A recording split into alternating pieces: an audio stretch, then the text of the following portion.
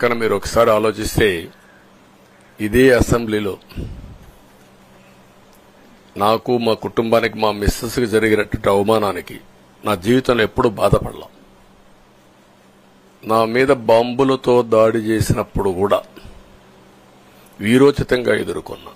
2003 September October నాకు ఇప్పటికి కూడా జ్ఞాపకం.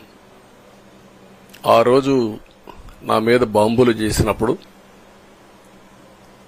చాలా ఒక పానిక్ రియాక్షన్లో కూడా నేను భయపడలేదు.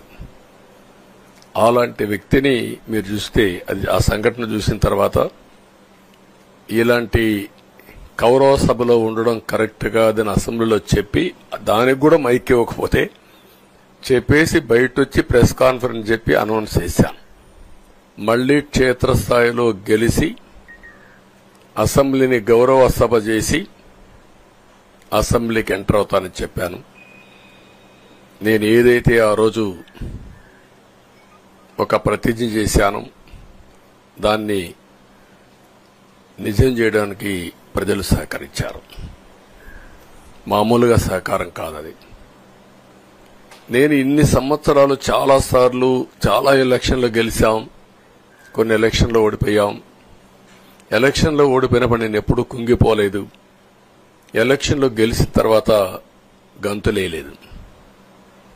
నిబ్బరంగా ఓడిపోయినప్పుడు ఒక బాధ్యత ప్రతిపక్షంలో ఉండి పనిచేయాలి, గెలిపించినప్పుడు ఒక బాధ్యత ప్రజలకు మెరుగైన సేవలు అందించి వాళ్ళని ముందుకు తీసుకుపోవాలని ప్రయత్నం చేశాం. ఎప్పుడూ ప్రజాప్రచారనే ఉన్నాం.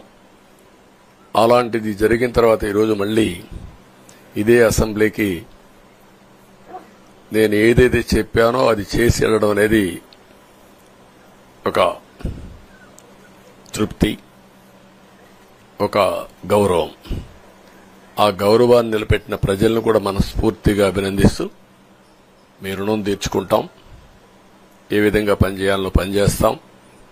మీ ఎక్స్పెక్టేషన్స్ ప్రకారం పనిచేసి అయితే ఎప్పటికప్పుడు మీరందరూ కూడా మేము ఓటేసాం, మా పని అయిపోయింది, ఇంకా మీరు చూసుకోండి కాకుండా ఎప్పటికప్పుడు మమ్మల్ని నడిపించే బాధ్యత, మాకు సహకరించే బాధ్యత, మళ్లీ రాష్ట్రంలో ఉండే ప్రజలందరం బాగుపడాలంటే ఏం చేయాలో మేము చేసినప్పుడు ఎప్పటికప్పుడు ఫీడ్బ్యాక్ ఇచ్చి నడిపించే బాధ్యత తీసుకోవాల్సిందిగా వారిని కోరుతున్నా.